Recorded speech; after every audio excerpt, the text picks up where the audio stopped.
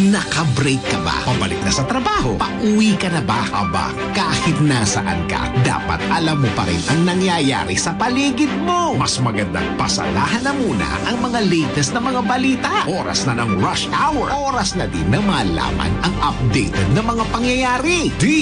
DWIZ Pasada Balita. Pakinggan sa lahat ng DWIZ sa buong bansa. Panoorin ang live sa DWIZ Facebook at YouTube at free-to-air channel na Aliw 23.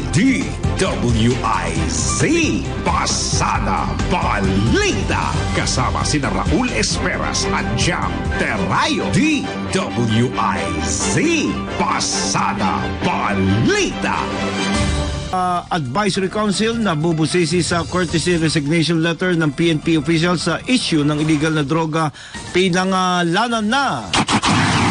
Pagpapatupad ng single ticketing system sa Metro Manila, kasado na. Paglikha ng Water Resource Management Office approved na kay Pangulong Ferdinand Bongbong Marcos. 23 milyong national ID na ipamahagi na. Sa balita sa ibayong dagat, higit 2 bilyong pisong halaga ng military aid para sa Ukraine inihanda na ng US.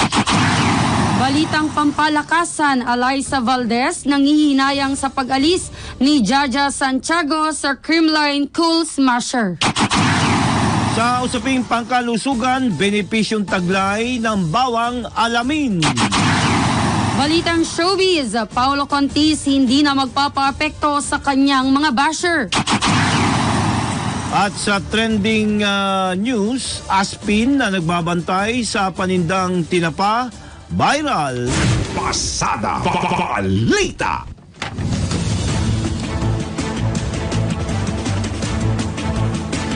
At sa ating mga balita, pinangalanan na ni DILG Secretary Benhur Abalos ang iba pang miyembro ng advisory group sa nasusuri sa mga kaso ng matataas na opisyal ng Philippine National Police sa press briefing sa Malacanang.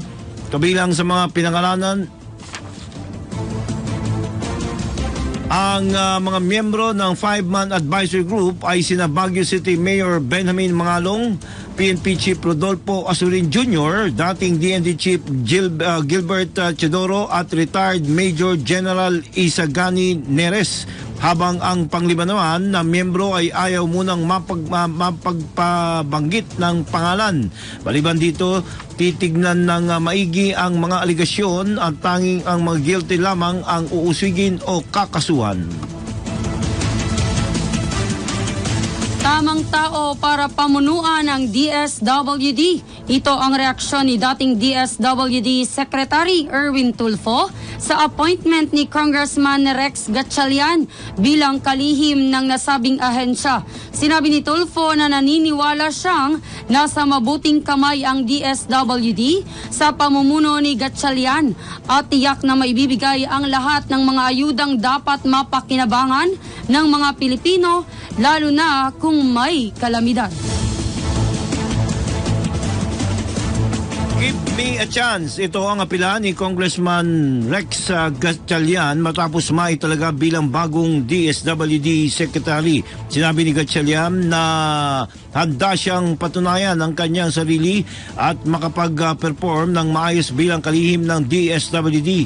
Inihayag ni Gatchalian na maaring nakita ng Pangulong Ferdinand Bongbong Marcos Jr. ang kanyang kredensyal at karanasan bilang local chief executive at legislator. Ang appointment ni Gatchalian ay kailangan pang kumpirmahin ng Commission on Appointments sa Senado. Pasada Balita. Samantala, malaki ang tiwala ni Pangulong Ferdinand Bongbong Marcos Jr. sa Department of Social Welfare and Development o DSWD. Ginawa ng Pangulo ang pahayag sa gitna ng target ng kanyang administrasyon na maging upper middle income ang Pilipinas sa taong 2025. Pahayag ng Presidente, nakita na niya ang bunga ng sakripisyo ng mga taga-DSWD na bahagi ng mga hakbang at pagsisikap ng pamahalaan upang mabawasan ang kahirapan at kagutuman. Sa harap naman ng hangaring mapataas ang income status ng mga Pilipino, sa susunod na 2 taon, hinikayat ni Pangulong Marcos ang DSWD na huwag bibitiw sa mga inisyatibo na may kinalaman sa social protection. Sinabi ni Pangulong Marcos na ipagpatuloy pa ang calibration sa 4Ps o Pantawid Pamilyang Pilipino Program na isaan niyang pamamaraan ng pamahalaan para tugunan ang problema sa kahirapan ng bansa. 7 bilateral agreements ang inaasahang lalagdaan ni Pangulong Ferdinand Bongbong Marcos Jr. sa kanyang pagbisita sa Japan sa susunod na linggo.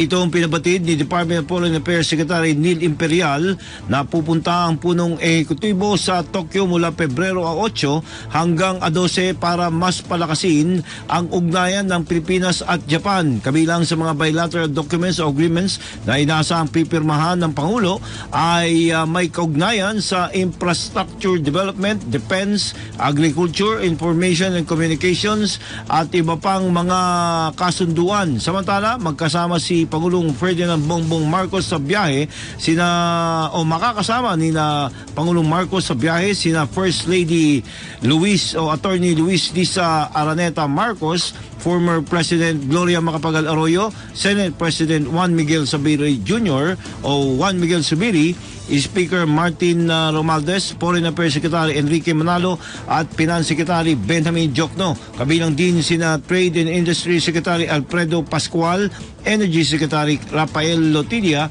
Tourism Secretary Cristina Prasco, Special Assistant to the President Antonio Lagdameo Jr. at Presidential Communications Office Secretary Sheloy Garapil. Samantala, naniniwala ang isang eksperto na hindi na kailangan pang higpitan ang border control ng bansa, partikular sa mga bansang may mataas na kaso ng COVID-19 sa panayam ng DWIZ. Sinabi ni Dr. Ted Herbosa, Chairman ng Emergency Medicine ng UP-PGH, na mayroon ng kakayahan ang bansa na pangasiwaan ang nakakahawang sakit. Giit pa ni Herbosa, mahihirapan lamang ang bansa, gayong isinusulong ng pamahalaan ang pagpapasigla ng turismo. I think tourism is one of those na pwedeng maibalik yung livelihood ng mga kababayan natin.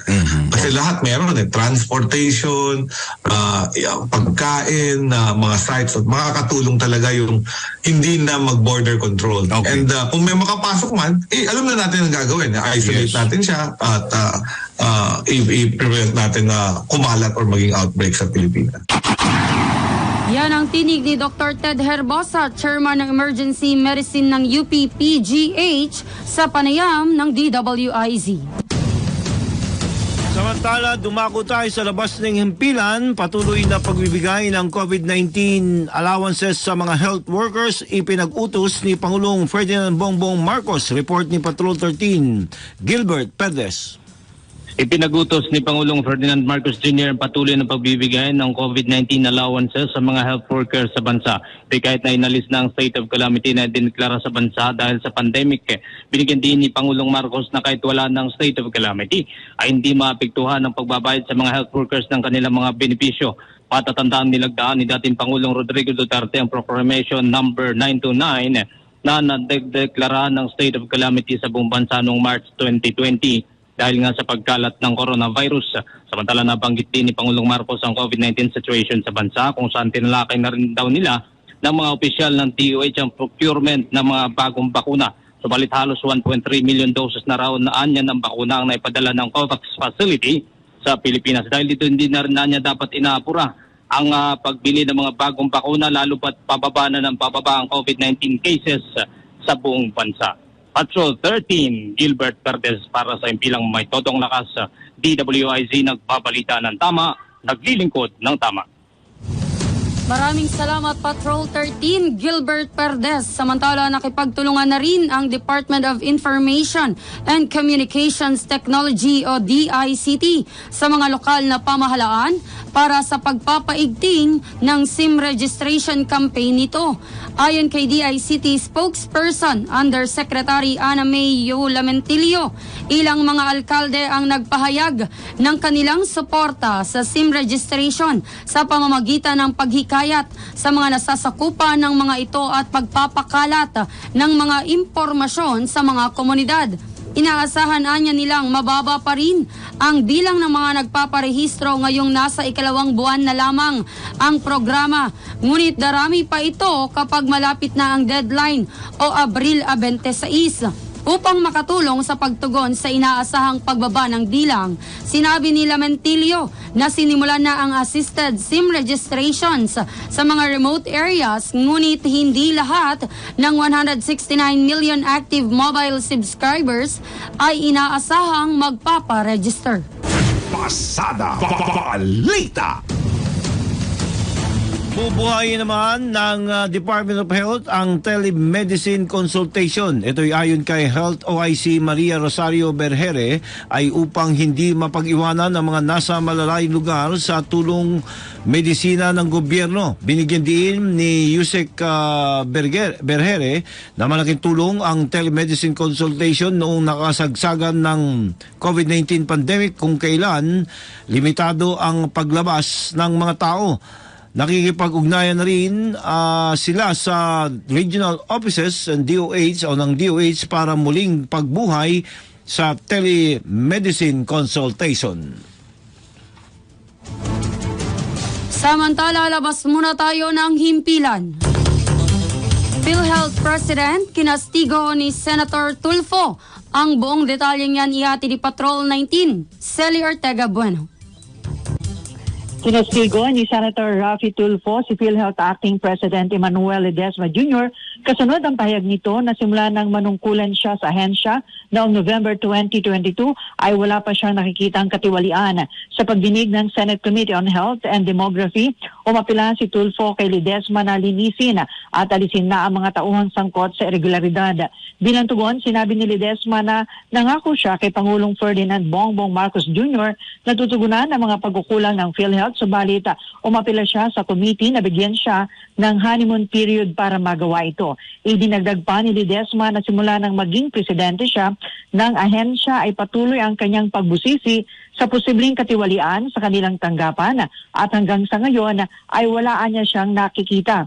Ikinairita ni Tulfo at iginiit na ilang beses nang lumabas sa media ang mga sinasabing katiwalian sa PhilHealth tulad ng mga bogus claims, particular sa gitna ng COVID-19 pandemic. Pinagsabihan pa ni Tulfo si Ledesma na dapat tanggapin ito ang problema sa PhilHealth upang agad itong masolusyonan at iginiit na kung magmamalinis ang opisyal ay hindi siya nararapat sa posisyon. Nangatwiran pa si Ledesma na gumagawa siya ng sarili niyang research sa mga isyu ng katiwalian, subalit ayaw nitong mag-akusa sa sinuman ng walang malinaw na ebidensya. Dahil sa pahayag niya ito, nagduda pa si Tulfo na may pinagtatakpan si Ledesma sa mga aligasyon laban sa PhilHealth. Ito sa Patrol 19, Celi Ortega Bueno, para sa Impilang May Todong Lakas sa DWIZ. Nagbabalita ng tama, naglilingkod ng tama. Salamat Patrol 19, Celi Ortega Bueno. Samantala, National People's Coalition o NPC kukonsultahin ng liderato ng Kamara ukol sa pagtatalaga ng caretaker sa babakanting posisyon ng DSWD o newly appointed DSWD Secretary Gatchalian. Report ni Patrol 17, Jopel Peleño. Makikipag-ugnayan ang liderato ng Kamara sa National People's Coalition o NPC. Ayon kay House Speaker Martin Romualdez, layo nito na matalakay sa kinabibilangang partido ni former Congressman Rex Gatchalian ang gagawing pagtatalaga ng caretaker sa congressional post na binakante ng bagong DSWD Secretary. Kadalasan kasi, ani Speaker Romualdez, na kapag may nababakanting posisyon sa Kongreso, agad na nagtatalaga ng caretaker upang masiguro na magpapatuloy ang public service ng nabakanting tanggapan ng isang mambabatas. Inaasahan namang magpapasa ng solusyon ukol dito ang Kamara. Ito si Patrol 17 Chopel Pelenyo para sa impilang may tonong lakas, DWIZ. Nagbabalita ng tama, naglilingkod ng tama. Maraming salamat, Patrol 17, Jopel Pelenyo. Samantala sa iba pang balita, matagal ng problema ng isang grupo ang linggo-linggong pagtaas ng presyo ng produktong petrolyo dahil sa patuloy na gera sa pagitan ng Russia at Ukraine na nakakaapekto sa pandaigdigang merkado. Sa panayam ng DWIZ, sinabi ni Danilo Yumol, convener ng Samahan ng Tsuper at Operator sa Pilipinas o STOP, na problema rin nila ang hindi nasusustain o napapanatili na ayuda mula sa pamahalaan. Hindi po nasusustain yung ayuda, particular po sa aming nanay, pero hindi naman natin nakokontrol itong pagtaas ng pandaigdigang merkado ng petrolyo. Samantala, ipinabatid ni Yumol na isinasaalang-alang nila ang sitwasyon ng kanilang grupo at mga mananakay kaya't hindi sila humihirit ng taas pasahe. Kami po, lagi namin sinaalang-alang ang mga kasapian namin at saka mananakay. Ayaw po namin magtaas pamasahe, ititigil na yung libreng sakay. Isa rin po sa mga request namin yan nung nagkaroon kami ng dialogo kay bagong chairman Atty. Cuadres ng LTFRB, bakit rin sa carousel may subsidy. Dati po meron din kami yung service contracting, naglilibreng sakay din ng mga jeep. Tinanggal po. Sana naman, yung mga programang nakakatulong, yung sinasabi ko dapat mag-sustain.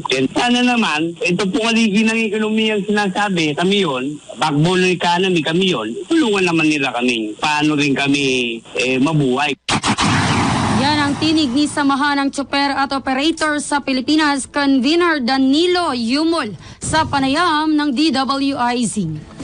Oras po natin 17 minuto makalipas ang alas 4 ng hapon. Magbabalik po ang Pasada Balita. Kasama sina Raul Esperas at Jam Terayo. DWIZ Pasada Balita.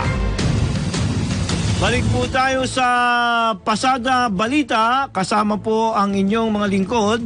Ako po si Rashid Locsin. At ito naman po si Raul Esperas. Pumalo naman na sa 23 million National Identification Cards ang naipamahagi ng Philippine Statistics Authority o PSA. Ayon kay PhilSys Registry Division Officer in Charge Mark Lorente, nakapag-produce na sila ng mahigit 30 milyong ID cards. Kaugnay nito, kabuang 76.2 milyong Pilipinos ang tapos na sa Step 2 ng registration para sa naturang National ID. Samantala, inaasahang ng PSA na maipapamahagi ang 92 million PhilIDs o Philippine Identification Card ngayong taon. Samantala sa iba pang balita, naglunsad ng programa ang Department of Agriculture o DA para suportahan ang local industry ng bansa. Kasunod dito ng pagpupulong na pinangunahan ng ahensya kasama ang growers, traders, importers at iba pang stakeholders matapos ang naging direktiba ni Pangulong Ferdinand Bongbong Marcos Jr. na tugunan ang kakulangan sa local industry. Ayon sa DA, layunin ang optimization and resiliency in the Onion Industry Network o ORION program na mapataas ang produksyon at kita ng mga magsisibuyas, partikular na ang mga nagnenegosyo sa lalawigan. Matatandaang tumaas ang halaga ng production inputs katulad ng pataba, mga binhi, mekanismo at serbisyo dahilan para mahirapan ang mga magsasaka. Bukod pa dito, nagmahal din ang mga marketing at distribution scheme at naging limitado na ang access sa credit facilities na nagresulta sa pagkalugi ng 35% ng mga sibuyas. Sa datos ng ahensya, pumalo na sa 100,000 metric tons ang nalugi at patuloy pa ring hinahanapan ng solusyon. Tutok ang administrasyong Marcos sa pagpapatupad ng estratehiya para matiyak ang magagandang kalidad ng prutas na pang-export kabilang na ang durian. Tugnay nito ay mag-export deal ng durian ang gobyerno sa bansang China na nagkakalaga ng 2 bilyong dolyar. Sa ulat ng Department of Agriculture na pinamunuan din ni Pangulong Ferdinand Bongbong Marcos Jr., pinalakas nila ngayon ang produksyon ng Grade A durian sa tulong ng Bureau of Plant and Industry at ng High Value Crops Development Program. Maliban dito, susuriin din ng DA ang nagpapatuloy na registration of exporters, packing facility operators at growers of durian. Sa kasalukuyan, mayroon 5 lisensyadong exporters, 6 na lisensyadong packing facility operators at 66 na registered durian growers ang nakarehistro sa Davao Region. Sa ilalim ng DA's Enhanced Kadiwa Grant, ang durian growers at farmers cooperatives ay makakatanggap din ng financial assistance at suporta. May nakatakdaring training sessions para sa DABPI plant quarantine officers, inspectors at iba pang stakeholders patungkol sa durian pests at diseases. Kabilang din sa tatalakayin sa pagsasanay ang cultural management para mas ma-improve ang technical knowledge upang masiguro ang kalidad ng sariwang durian para i-export sa Chinese market. Pasada Balita. Samantala sa iba pang balita, doble kayod ang NEA o National Electrification Administration para sa target nitong 100% electrification sa buong bansa sa pagtatapos ng termino ng Pangulong Ferdinand Bongbong Marcos Jr. Tiniyak ito ni NEA Chief Antonio Mariano Almeda, kaya tiwala silang mabibigyan ng supply ng kuryente, partikular ang mga liblib na lugar, bago matapos ang 2028. Bukod dito, ipinabatid ni Almeda na sisiguruhin niyang magagamit nila ang Sitio Electrification Program Funds. Kasabay nito, sinabi ni Almeda na tutulong ang NEA para pagsusulong ng implementing rules and regulations ng Republic Act 11646 o Microgrid Systems Act para mapabilis ang total electrification at masiguro ang provision ng quality, reliable at secured electricity service sa mga unserved at underserved areas. Panukalang Maharlika Investment, marami pang butas. Report naman ni Patrol 19, Celi Ortega Bueno. Celi? Marami pang nakitang butas si Senator Chief Escudero sa panukalang batas na lilikha ng Maharlika Investment Funds.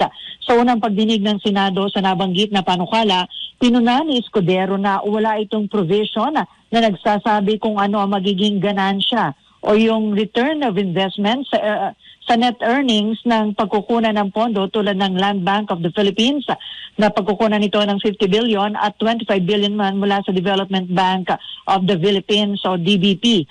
Ayon kay Escudero, dapat tandaan na sa ilalim ng Agra Law, kailangan mag-invest o magpapautang sa mga magsasaka ang Land Bank of the Philippines. Pinuna din ni Escudero ang nasa panukala na exempted sa local at national taxes at customs duties ang lahat ng pondo, assets, properties, income at investment ng Maharlika Investment Fund. Gate pa ni Escudero, hindi maliwanag ang authorized capital stock dahil blanco pagdating dito. Hindi anya ubra na bumuo ng korporasyon na walang klaro na authorized capital stock. Ano man anyang hindi malinaw sa panukala ay magiging bukas sa pag-abuso.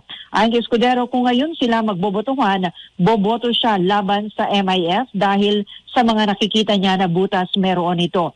Kaya hindi anya sila dapat madaliin sa pagpapasa ng Maharlika Investment Fund Bill dahil mahalagang ito'y mapag-aralan ng husto at maanyandahan ang mga nakikita nilang butas nito. Ito sa Patrol 19, Celi Ortega Bueno para sa impilang metodong lakas sa DWIZ. Nagbabalita ng tama, naglilingkod ng tama. Maraming salamat, Patrol 19, Celi Ortega Bueno. Samantala, digitalization system ng Philippine Ports Authority patuloy na aayusin. Ang buong detalyeng yan ihati ni Patrol 5, Aya Yupangko. Walang planong itigil ng pamunuan ng Philippine Ports Authority ang pagsasayos ng kanilang digitalization system na Trusted Operator Program, Container Registry and Monitoring System o TOP CRMS sa Kapihan sa Manila Bay. Sinabi ni PPA General Manager Jay Santiago na sa kabila ng deferment ng kanilang Board of Directors sa implementasyon ng nasabing sistema ay patuloy nila itong aayusin at pagagandahin.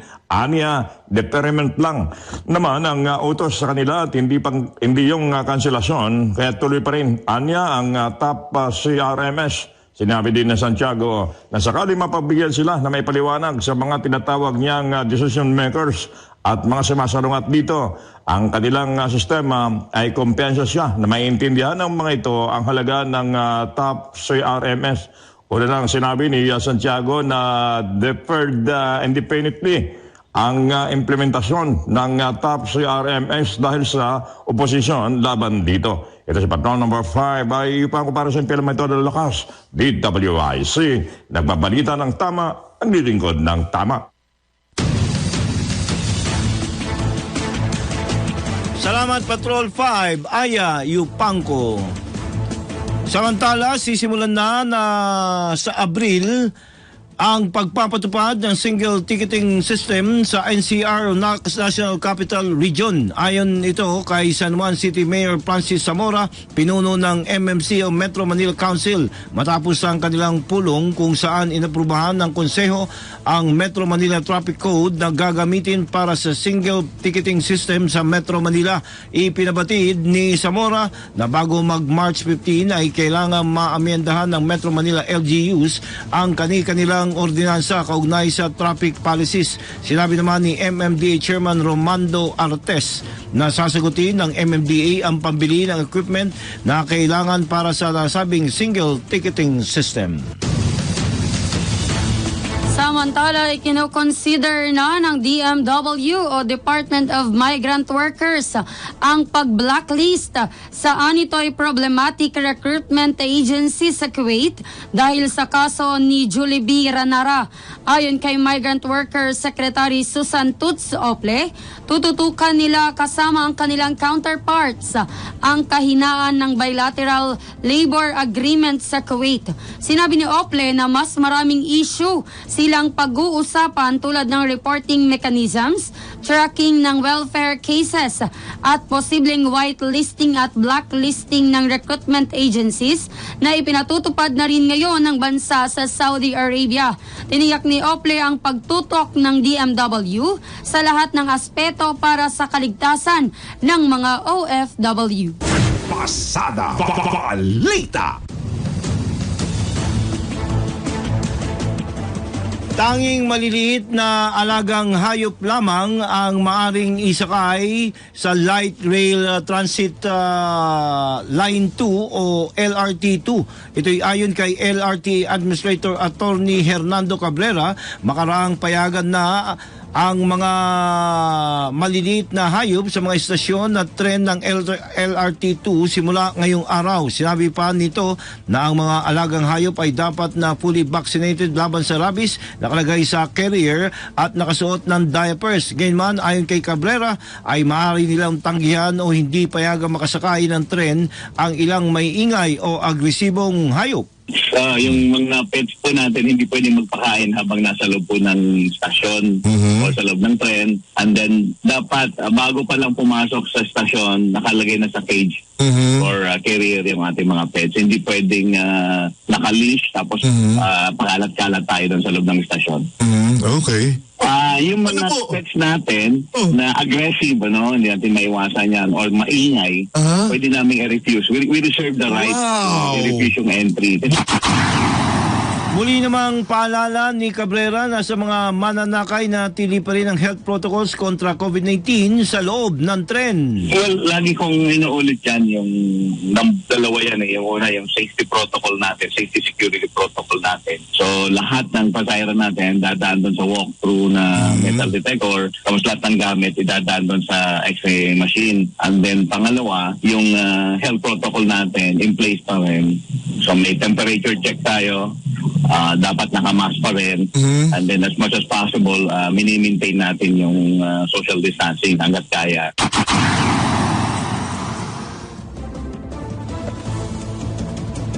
Ang tinig ni LRTA Administrator Attorney Hernando Cabrera sa panayam ng DWIC. Maraming salamat. Samantala, labas muna tayo ng himpilan. Isang senador, kinantsawan ng mga kapwa-senador sa plenaryo ukol sa love life nito. Ang buong detalye niyan ihatid ni Patrol 19, Celi Ortega Bueno. Kinantsawan ng mga senador ang nagbabalik mula sa bakasyon sa Paris na Senator Chis Escudero. Sa kanyang manifestation sa plenaryo, sinabi ni Senator Grace po na malugod niyang wini-welcome ang kanyang seatmate na si Senator Chis na sa matagal na panahon ay ngayon lang daw uli nakita na nakangiti at maganda ang aura nito. Ayon kay po, kung mayroon mang natutunan sa pinagdaanan ni Senator Escudero, ito ay ang kasabihang love is worth fighting for. Agad naman sinabi ni Senate President Juan Miguel Zubiri na naniniwala sila sa second chance. Sinabi naman ni Senate Majority Leader Joel Villanueva na we heart Chis habang sinugundahan ni Senator Loren Legarda ang sinabi ni Senator po na maganda ang aura ngayon ni Senator Escudero. At narito ang bahagi ng kanilang naging pangangantsaw kay Escudero. Mr. President, yes, I'd like to recognize a distinguished colleague, Senator Grace po. Mr. President, together with each and every member of this body, I would like to warmly welcome our colleague and my seatmate, Senator Chis. First time in a long time we've seen that smile on his face with a wonderful aura. And I think if there's anything we learn from this, love is worth fighting for. Yes. That's the explanation why we suspend the session, That's Mr. the President. explanation why we suspended the session. Because I wanted to go down and also give a big hug to my dear friend and classmate in Congress. Our idol. Our idol. Yes, Mr. President. We believe in second chances. And Mr. President, we heart cheese. Yes. Is that correct? We heart cheese. We heart cheese. Yes, What does it Mr. mean? President. Mr. President, may I be recognized, Mr. President? The Senate President Pro Temp would like to The Senate President Pro Tempore is to join the party, Mr. President. No, Mr. President, I just want to signify my support for the statement made by Senator Poe. And we see the different aura of our good friend from Bicol, Governor Senator Escudero. Matatandaang napabalita na nagkaproblema sina Senator Escudero at misis nito na si Hart Evangelista at nung panahong yon ay kapansin-pansin ang pananahimik at pagiging malungkot ng senador. Pero nitong nakalipas na holiday season, magkasama sila na sinalubong ang bagong taon at nagbiyahe pa sila sa Japan at Paris. Ito sa Patrol 19, Celi Ortega Bueno para sa impilang metodong lakas sa DWIZ. Nagbabalita ng tama, naglilingkod ng tama. Salamat Patin, Celi Ortega Bueno. Samantala, mayroong bago partner. Ikaw ba ay interesado sa mga bagong pagbiyahe at pagbabalik ng turismo sa ating bansa? Oo naman partner, dahil makakatulong yan sa paglago ng ating ekonomiya, lalo na sa turismo. Yan, so sa puntong po ito ay nasa kabilang linya natin ang magiting at tagapagsalita ng Air Asia Philippines sa katauhan ni Sir Carlo Carongoy. Sir Carlo, magandang hapon po. Magandang hapon, Kuya Raul at Rashid, at hayaan mo munang batiin ka namin, ano? From your Air Asia family, congratulations po, Kuya Raul, sa iyong bagong posisyon dyan sa DWIZ. Ako, OJT pa lang. Good afternoon din po sa lahat ng nakikinig ng... Magandang hapon din po sa lahat na nakikinig, nakikinig ng Pasada Balita sa DWIZ at nanonood. Live pala tayo ngayon sa Aliw Channel 23. Good afternoon po sa lahat. Oto, at saka meron din kami ibang mga channel, napakadami, no? Sa Sky Cable, sa mga boxes at online format, at kasama ko itong maganda kong partner na si Rashid. At, Good afternoon po, sir. Carlo, unang-una, narinig ko na meron kayong mga bagong biyahe sa Tokyo. Pakibahagi nga sa amin to. Oo, Kuyang Raul, kaninang umaga po, alas 9 ng umaga, lumapag dyan sa Narita International Airport yung ating maiden flight from Manila, yung ating daily flights po papunta ng Tokyo via Narita. So, 84% yung pagod natin. And isa lamang po itong Tokyo Narita sa mga bubuksan nating exciting destinations dito sa ASEAN ngayong quarter ng 2023. Kasama po dyan, kasunod dyan, bubuksan natin yung ating Guangzhou, China flight. Susunod po ang Macau at Shenzhen. Bubuksan din po natin yan. So, para mas maingganyo yung mga kababayan natin na mag-book ng mga exciting flights na yan, ngayong araw din po, or bukas po, for 2 or yung ating February 2, Red Hot Sale. So kung saan po makakabili ng mga tickets yung ating mga kaibigan, ating mga mananakay sa halagang 22 pesos lamang po na base fare para sa domestic at international flights. Hello po, good afternoon sir. Tatanong ko lang po yung bilang ng mga pasahero na mga ngayong nagbabalik na po sa turismo yung ating mga flights. Nako, Rashid, maganda yung bilang natin ngayon at nagpapasalamat din kami sa mga LGUs sa iba't ibang probinsya sa Pilipinas dahil unti-unti na nga nagluluwag yung ating protocol. Gayon din po yung ating mga counterparts, mga international destinations dahil vaccination cards lamang po yung kailangan. Ang hinahanap lamang nila at least nakatatlong dosage ka ng COVID-19 vaccine, paluwag na makapasok pa sa mga destinations. At ngayon po, nabanggit nga ni Kung Raul kanina, this is the time na talagang bumiyahe na yung mga kababayan natin, both domestic and international. At kami naman po sa AirAsia Philippines, bukod po sa pagbubukas ng mga bagong destinations, tumutulong din po kami, nabanggit po kanina Rashid, na sa ekonomiya natin, pagbibigay empleo po. Mabanggit ko lang, last year, nakapagbigay trabaho po kami sa mahigit 600 katao. At ngayong taon po, we aim to meet the same number po of new employees, so 600, more than 600 pa rin po aming employee ngayong taon na ito sa Metro Manila, mga AirAsia stations sa buong Pilipinas po. So lahat po yan gagawin po namin para makatulong po na makarecover yung ating economy at the same time makapagbigay empleo rin po sa ating mga kababayan. Carlo, nabanggit so inclusive growth po to, hindi lang yung okay. Yes, Kuya. Nabanggit mo na meron kayong bagong promo na 22 pesos, tama ba? At paano ang gagawin ng isang individual para makakuha nitong inyong promo na ito na 22 pesos, ha?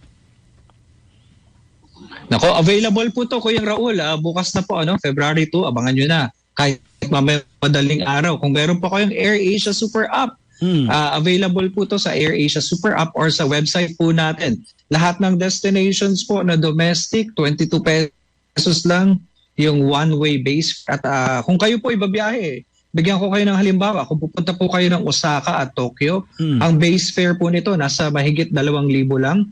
Kung Bangkok po, nasa 1,500 lang. Kung punta kayo ng Singapore or sa Seoul, sa South Korea, 1,200 lang po. At kung Macau at Hong Kong naman kayo pupunta, less than 1,000 pesos po ang base fare. So, napakamura lang po at talagang napakagandang dahilan para i-pre-book po natin yung ating mga biyahe, lalo na itong darating na bakasyon sa summer.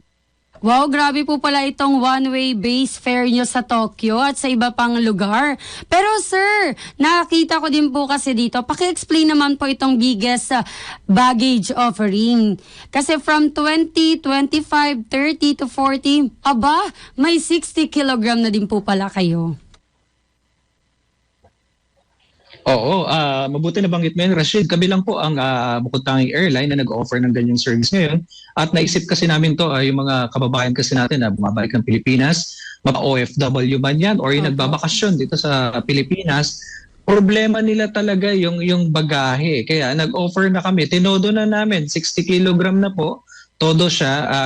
Wala pong walang limit sa numero ng bagahe na dadalhin ninyo. Basta po, pasok siya dun sa 60 kilos. So, ganun din po. Available siya via the AirAsia Super App or dun sa aming website, www.airasia.com for purchase po. Carlo, ngayong magba-Valentine, ano? Ano ang ini-expect nyo na dadami ang biyahe? Will it be traditionally pre-pandemic? Will it be a domestic flight na like for example Boracay o anumang mga travel destination ng mga honeymoon o yung international? At anong bansa ito? Sa domestic nakikita natin, Kuyang Raul, umpisa po ng February, punta na yan ng mga March and April. Yung mga island destinations na natin, so kasama na nga dyan yung Boracay natin, yung Panglao, Cebu, and Puerto Princesa. Sa international naman, ang pinakapuntahin din talaga natin, yung ating Seoul, South Korea, pangalawa po. Yung etong Tokyo, nagulat kami dahil nag-pre-sell kami nito noong nakaraang buwan. Nag-top 2 po siya sa mga destinations na gustong dalawin o bisitahin ng ating mga kababayan. At number 3 po, yung Bangkok, Thailand. So nakikita natin na talagang yung mga tao ngayon, kung dito sila sa Pilipinas, more on mga island destinations yung gusto nila. Siyempre, nasabi ko na magpunta sa beach kasama yung mga barkada at mga kaibigan. And then yung mga lalabas naman po ng bansa, nakikita namin more on mga food, culture, and yung mga tinatawag natin ng mga national heritage sites nila sa ibang bansa, yung sinisilip naman ng mga Pilipino. So yung ganito pong kaugalian, nakikita namin na talagang more than revenge travel, talagang yung mga Pilipino, sabik na sabik po talaga na makapagbiyahe, either dito man yan sa loob ng Pilipinas or sa labas naman ng ating bansa. At kami naman po ay natutuwa dahil kapag marami po yung babiyahe, mas nabubuhay yung turismo, mas nakapagbibigay po kami ng trabaho para sa mga kababayan din natin. Ayan sir, panghuli na lang po, no? Ano pa po ang dapat abangan ng ating mga kababayan mula sa AirAsia ngayong taon? Nako, good nga po dito sa tutu. Sunod-sunod na po yan. Ang Pilipino po mahilig sa mga ganyang combination eh. Abangan din natin yung 3-3. Baka magkaroon din kami ng mga summer sale namin. At onwards na yan, sinasabayan din po namin yung mga celebration natin like yung mga National Heroes Day. Nag-offer din kami ng mga discounts para sa ating mga men in uniform, yung mga ganyang bagay po. But more than that po, gusto lang namin gamitin din po itong inyong programang Pasada Balita para paalalahanan po yung ating mga kababayan na kahit medyo nagluwag na po, wala nang gaanong traffic sa kalsada natin, sa EDSA, we still want to advise po yung ating mga kababayan na pag may flight po tayo, ugaliin po natin na maaga tayo sa airport. Kahit na po yan ay 3 hours or 4 hours for international. Ang airport naman po natin, particularly itong NAIA Terminal 3 para sa international, Terminal 4 para sa mga domestic, may mga makakainan naman po sa loob yan. So, mas maganda na po na maaga kayo ng mga 2 o 1 oras sa flight ninyo or 3 oras kesa naman po na maipit kayo or magkaroon ng ibang mga aberya, baka maiwan po kayo ng flight ninyo. So, simpleng paalala lang po para sa ating mga kababayan. Congratulations din Carlo at alam mo nag-message sa akin si Steve magla-lunch daw tayo minsan para sa isang malaking collaboration. Ang aming himpilan, ang Aliw Channel 23 at ang mga online format namin together with our newspaper partners, no, ang Business Mirror, Filipino Mirror, at iba pang mga ALC Media Group of Companies is willing to collaborate with you para sa inyong mga napakaganda na mga proyekto sa ating turismo at sa ating mga kababayan. Thank you very much, Carlo. Maraming salamat, Kuyang Raul at Rashid, at flying with you soon po. Thank you. Ang iyo pong napakinggan ay si Carlo Carongoy, ang tagapagsalita ng AirAsia. Oras po natin, 46 na minuto makalipas ang 4:00. Kasama sina Raul Esperas at Jam Terayo. DWIZ Pasada Balita. Balik po tayo sa Pasada Balita, ang inyong lingkod. Ako po si Rashid Laksin. At Raul Esperas. Samantala, lumabas muli tayo sa ating himpilan Manila Police District nakahanda na magkilos sa protesta o sa mga kilos sa protesta na isasagawa na kaugnay ng pagbisita sa bansa ni U.S. Defense Secretary Lloyd Austin III. Aya? Nakahanda ang Manila Police District sa anumang hakbang ng mga militanteng grupo para makapaglunsad ng kilos protesta kaugnay sa pagdating ni U.S. Defense Secretary Lloyd Austin III sa bansa. Si Secretary Austin ay nakatakdang makipag-usap sa mga military officials ng bansa para sa magpapatupad ng Enhanced Defense Cooperation Agreement o yung EDCA. Ayon kay Manila Police District Director Police Brigadier General Henry Dizon, na ngayon pa lamang ay naka-alerto na ang puwersa ng MPD. Hindi rin papayagan ng pulisya na makalapit sa US Embassy ang mga nagbabalak na magsagawa ng kilos protesta sa bahagi ng Rojas Boulevard. Tiniyak din ni General Dizon na kanilang ipatutupad ang maximum tolerance. Layo nito na mapanatili yung kaayusan at kapayapaan ng mga pagkilos ng mga grupong tutol sa EDCA. Ito si Patrol Number 5. Ay iyupan ko para sa implemento ng lakas. DWIC. Nagbabalita ng tama, naglilingkod ng tama. Pasada Balita. Balita sa ibang bansa. Inihanda na ng Estados Unidos ang mahigit 2 bilyong pisong halaga ng military aid para sa Ukraine. Inaasahan na kabilang sa support equipments ang long-range rockets, precision-guided munitions at Javelin anti-tank weapons.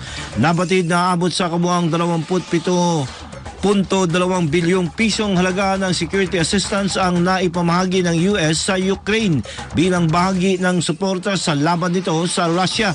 Matatandang sinakop ng Russia ang Ukraine na tinawag nitong special operation noong February 2022.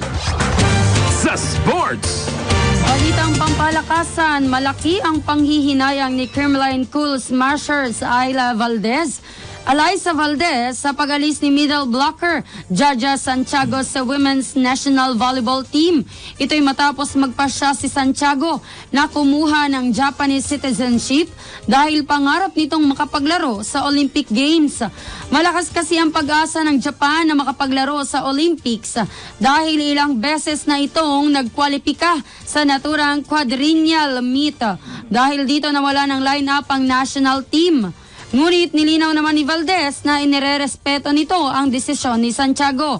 Samantala handang suportahan ni Valdez si Santiago dahil madadala pa rin naman ni Santiago ang bandila ng Pilipinas sa Olympic Games sa kabila ng ibang bansa ang kakatawanin sakaling matuloy ang kanyang plano. Sa Health News, isa sa mga tradisyonal na gamot sa lagnat ang pagkain ng honey at garlic. Mayaman ang garlic o bawang sa oxygen at sulfur na mabisang antibacterial at disease-fighting properties, habang ang honey naman ay mataas na antioxidants na nakatulong para labanan ang inflammation sa katawan. Bukod sa paglaban sa common flu, mabisa rin itong antibacterial at napipigilan nito ang ilang sakit tulad ng pneumonia at food poisoning. Maganda rin ito para sa puso dahil napapababa nito ang tsansang magkaroon ng heart disease, stroke dahil sa napapababa nito ang high blood pressure, cholesterol at napipigilan ang pagkakaroon ng stiff o hard blood vessels.